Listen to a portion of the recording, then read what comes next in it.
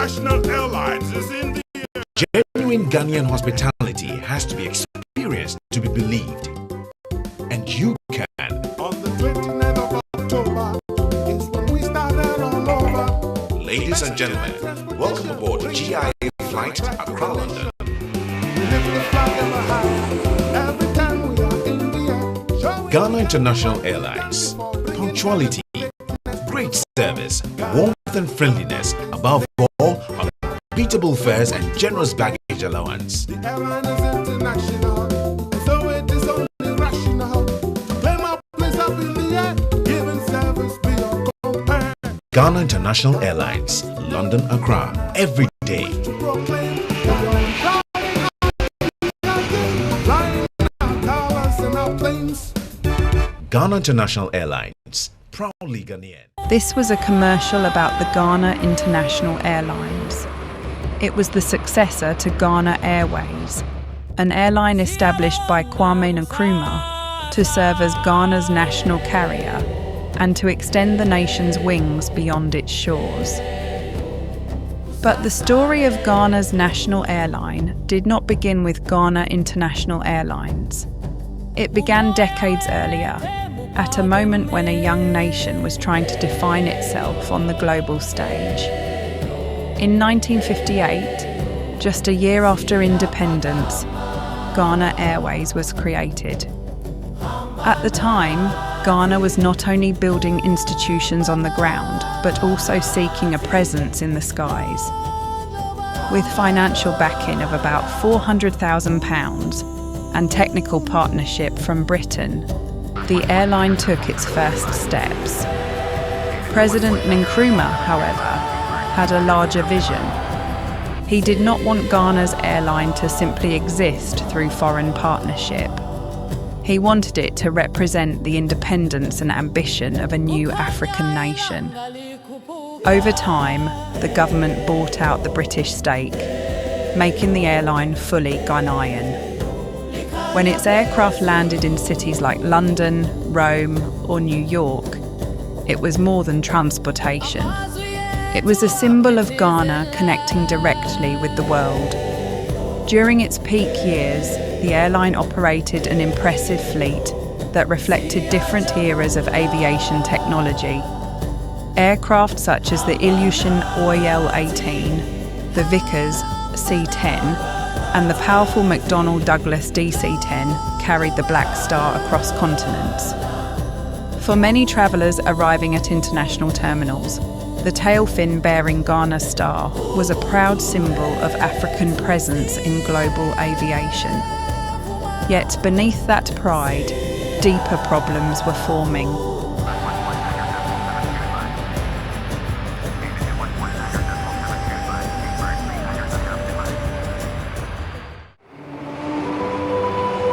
By the late 1990s and early 2000s, the airline was struggling financially. Debt had grown to more than $160 million, and operational issues became increasingly visible. Flights were often delayed or cancelled. Passengers were stranded.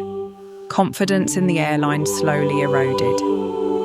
One of the most embarrassing moments came in 2002, when a Ghana Airways DC-10 was impounded at Heathrow Airport after creditors demanded payment. The situation worsened in 2004 when the United States Department of Transportation banned the airline from operating to the United States because of safety concerns related to grounded aircraft. Mismanagement, mounting debt, and internal challenges had taken their toll. By 2005, after nearly 5 decades in operation, Ghana Airways shut down.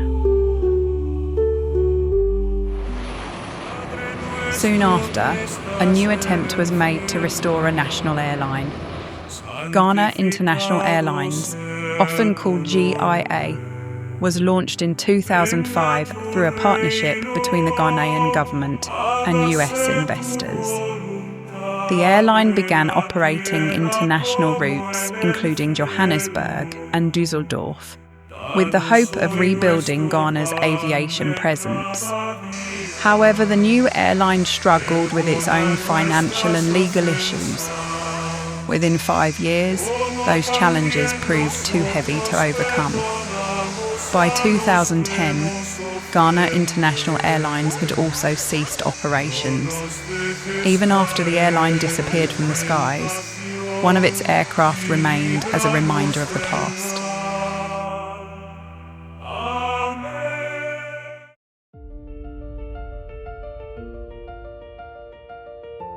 Near Kotoka International Airport, a retired DC-1030 aircraft found an unusual second life.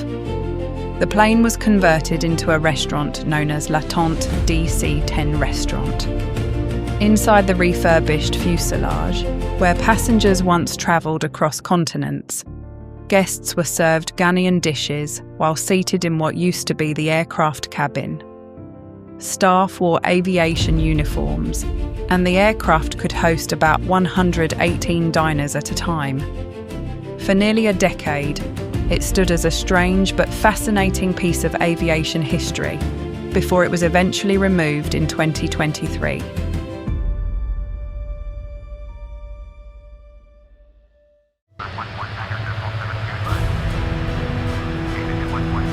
Today, Ghana is once again looking toward the skies.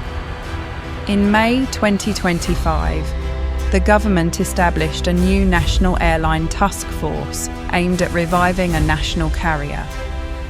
The ambition is to position Ghana as a major aviation hub for West Africa and strengthen the country's role in tourism, trade, and regional connectivity.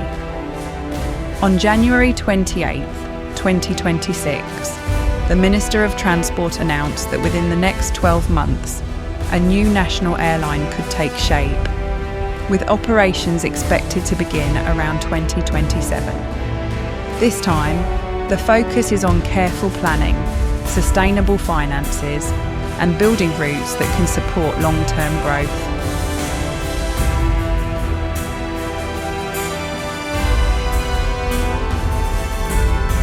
The story of Ghana's national airlines is more than a tale about planes and airports.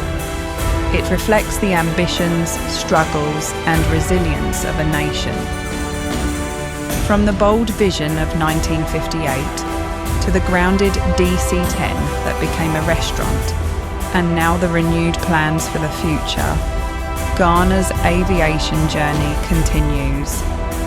Because even after the most difficult flights, the desire to rise again never truly disappears.